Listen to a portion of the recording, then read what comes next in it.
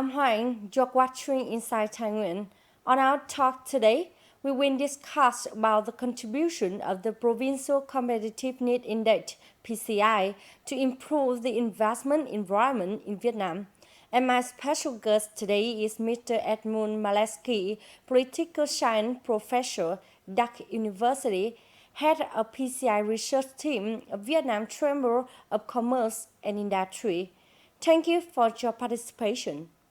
PCI affects the investment environment in Vietnam. What is the effect? How do the investment environment change?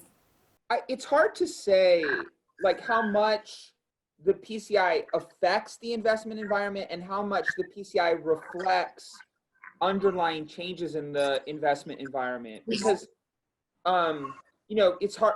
There's sort of a chicken and egg problem. Like on one hand, um, we're trying to tell governments how they should change, but on the other hand, we're recording what they've already done. I would say that I know that a lot of provinces, I think at this point, every province in the country has an action plan and they use the PCI to plan their interventions.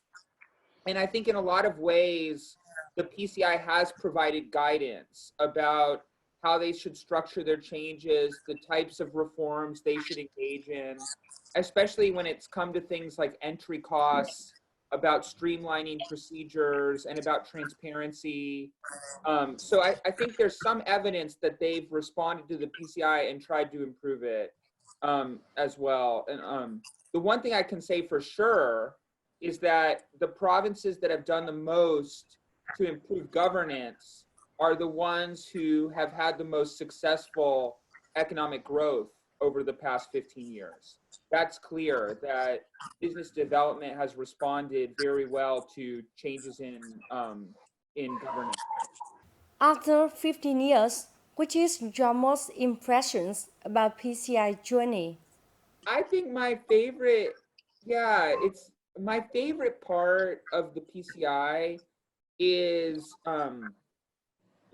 talking to businesses and seeing how they think that the PCI helps them both like talk with government officials about the issues that they see, helps them make decisions.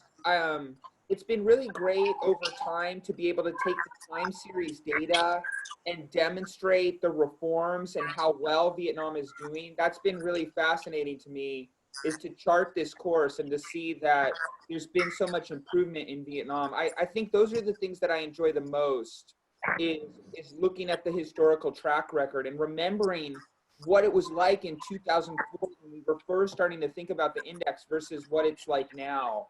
And to see the professional capacity of the Vietnamese bureaucracy improving so much. How do you think about changes of first year results compared to this year, 2019? I mean, it's like, it really is a different business environment. I mean, I remember in the early years of the PCI, we would have to explain like what the problems were when the state was intervening in the economy, or why too much regulation was problematic for businesses, or why businesses needed transparent information. And I think most of the things that we talk about in the PCI today, local authorities understand completely, and they want to also make those same improvements. We're not having large debates about these issues anymore. I think everybody understands the concept of governance and what we're moving towards.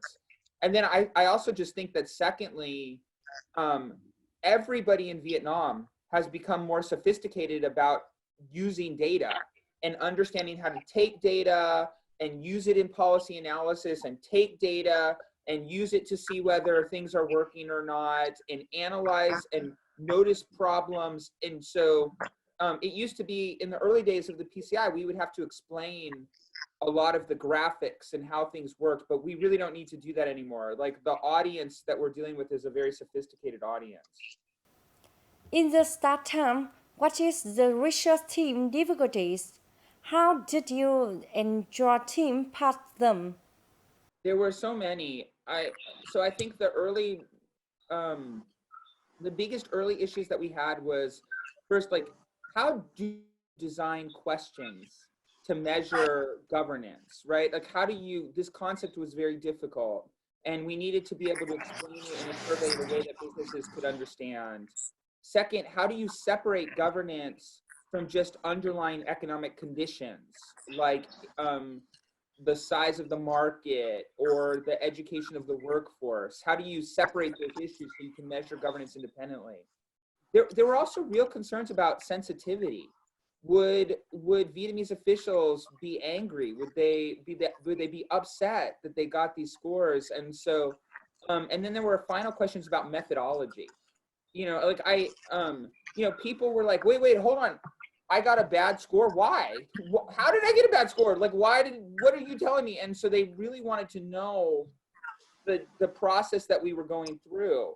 But I think the solution that I always tell people is that our answer was radical transparency, that make everything available, make the data available, make the survey available, put everything up online. And as a result, like being clear about how we made decisions. And I think that won us a lot of friends because people could check for themselves and they could decide whether we were right or wrong. How are component indices selected based on criteria? Which are the difficult component indices in your opinion? So they're selected based on two things. They're selected based on economic theory. So like we look at the literature in economics and political economy about what leads to greater business development and private sector development. And then the second issue we look for are what are the key issues that the Vietnamese government faces? What are the key reform challenges? We try not to change them very much because we want the index to be consistent over time so we can measure change. So we don't change them very much, but every 4 years we recalibrate the index. And what that means is that we add new indicators, drop indicators that go into indices. And the reason we do that is because Vietnam's changing and the development changes that are happening need to be reflected in the index. That Vietnam's not the same country it was in 2004, and the economic challenges it faces are different, and the index needs to reflect those changes. How do you think about solutions which the provinces implemented to improve the PCI index?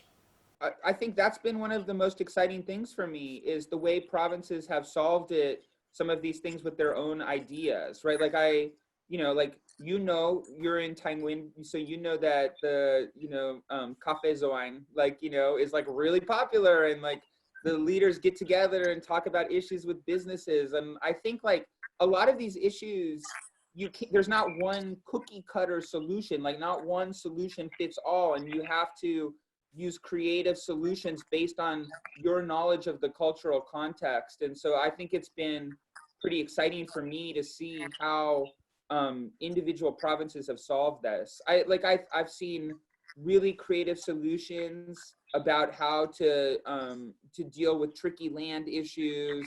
I've seen tremendous ways that people have tried to figure out how to put more information up online.